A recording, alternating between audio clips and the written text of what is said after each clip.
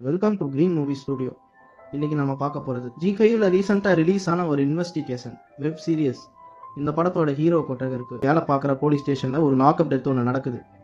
அது தெரிஞ்சுக்கிட்ட விசாரணை கமிஷன் கொட்டகருக்கு கூப்பிட்டு அந்த லாக்அப் டெத்தை பற்றியும் அவனை பற்றியும் விசாரிக்க ஆரம்பிக்கிறாங்க. அப்போ தான் அவன் அந்த ஸ்டேஷனுக்கு எப்படி வந்தான்றதையும் அந்த லாக்அப் டெத் எப்படி நடந்ததுன்றதையும் அங்கே வந்த ஆஃபீஸர் கிட்ட சொல்ல ஆரம்பிக்கிறான். அதில் என்னோட பேர் கோட்டகருப்பு. என் அப்பா ஒரு ரிட்டையர் கவர்மெண்ட் டீச்சராக இருந்தார். அதனால எனக்கும் எப்படியாவது ஒரு கவர்மெண்ட் வேலை வாங்கி தரணும்னு இருக்கிற எல்லா கவர்மெண்ட் எக்ஸாமையும் என்ன எழுத வச்சாரு. ஆனால் நான் எழுதின எந்த ஒரு எக்ஸாம்லையும் பாஸ் ஆகலை. அதனால நான் அதை நினச்சி ரொம்ப ஃபீல் பண்ணேன். அப்போது கமிஷனர் ஆஃபீஸில் கமிஷனருக்கு தைரியராக வண்டி ஓட்டிக்கிட்டு இருந்தேன் என் தாய் மாமா என்கிட்ட வந்து என்னை போலீஸ் எக்ஸாம் எழுத சொன்னார். அதை கேட்ட நானும் அவர் தொண்டை தட்டாமல் அந்த போலீஸ் எக்ஸாம் எழுதினேன். ஆனால் அதில் எப்படியோ பாஸ் ஆகி திருச்சியில் உள்ள பொன்னமராவதி போலீஸ் ஸ்டேஷனில் ஒரு கான்ஸ்டபிளாக வேலைக்கு சேர்ந்தேன். அப்படி நான் அந்த போலீஸ் ஸ்டேஷனில் வேலைக்கு சேர்ந்த முதல் நாளே கொடைக்கானல் சரவணங்கிற ஒரு பெரிய திருடனை பிடிக்க பாண்டிச்சேரியில் உள்ள அவனோட வீட்டுக்கு என்னைய கூப்பிட்டு போனாங்க. அப்போது அந்த திருடே அவனோட வீட்டில் நல்லா தூங்கிட்டு இருந்தான். அதை யூஸ் பண்ணிக்கிட்ட நாங்கள் அவனை சுற்றி வளைச்சி கைது பண்ணோம். பிறகு மறுநாள் அந்த சரவணனையும் என் கூட வேலை பார்த்த ஒரு சீனியர் பிசியும் கூட்டிக்கிட்டு கோர்ட்டுக்கு போனோம். அப்போது அந்த சரவணன் என்னோட கொட்டையில் பலமாக தாக்கிட்டு அங்கேருந்து தப்பிச்சு ஓடிட்டான். இதை தெரிஞ்சுக்கிட்ட என்னோட மேலதிகாரிங்க என்னைய கூப்பிட்டு கண்டமேடிக்கு திட்டி பெண்டிங்கில் இருக்கிற 3 வாரண்ட் கேஸை என்கிட்ட கொடுத்து சால்வ் பண்ண சொன்னாங்க. ஆனால் நான் அந்த வேலைக்கு சேர்ந்த புதுசுனால எனக்கு அதை பற்றி சரியாக தெரியல. அதனால நான் அவங்க கொடுத்த அந்த வேலையை தப்பாக செஞ்சு கோர்ட்டில் ஜட்ஜுக்கு முன்னாடி நின்று திட்டுவானேன். அன்னையிலேருந்து அந்த ஸ்டேஷனில் வேலை பார்க்குற ஆட்கள் எல்லாரும் என்னை கொட்டைன்னு சொல்லி கிண்டல் பண்ணி கூப்பிட ஆரம்பிச்சிட்டாங்க.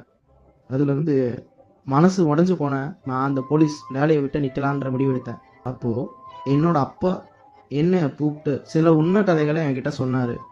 அதை கேட்ட நான் அந்த போலீஸ் வேலையை விடலான்ற முடிவுலேருந்து வெளியே வந்து என்னை கிண்டல் பண்ணவங்க மத்தியில் சாதிச்சு காட்டணுன்ற முடிவுக்கு வந்தேன். அதுக்காக எனக்கு கொடுக்க அந்த 3 வாரண்ட் கேஸை யார் உதவியும் இல்லாமல் தனியாளாக நின்று முதல் 2 கேஸை சால்வ் பண்ணி அந்த அக்யூஸ்டுகளை கோர்ட்டில் நிறுத்தினேன்.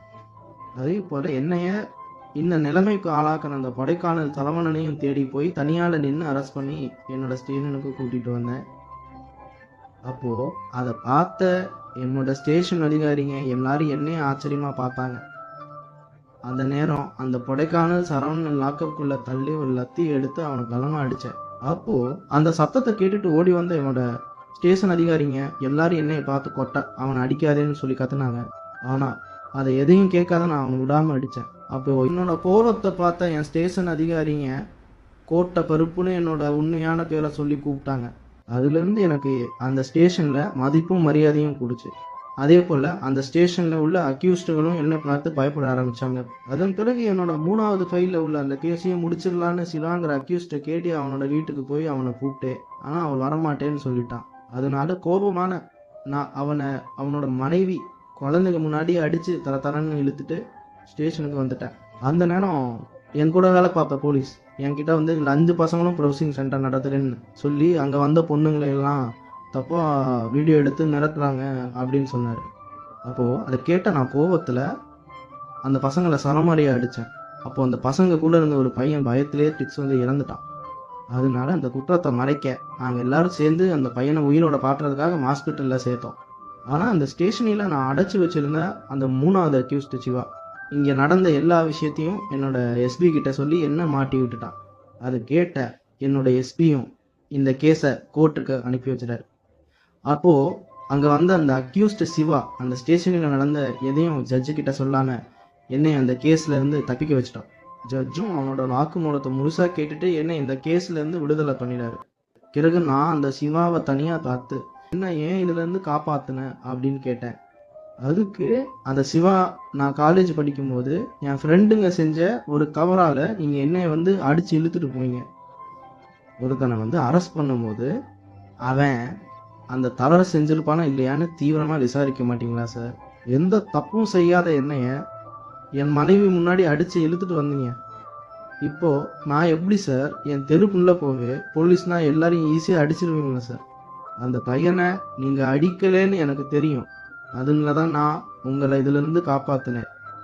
இந்த மாதிரி செய்யாத தவறுக்கு தண்டனை அனுபவிக்கிறது என்னோட தோடட்டும். இனிமேலாவது இந்த மாதிரியான தவறுகளை நீங்கள் செய்யாமல் இருங்க அப்படின்னு சொல்லிட்டு அங்கேருந்து கிளம்புறான்.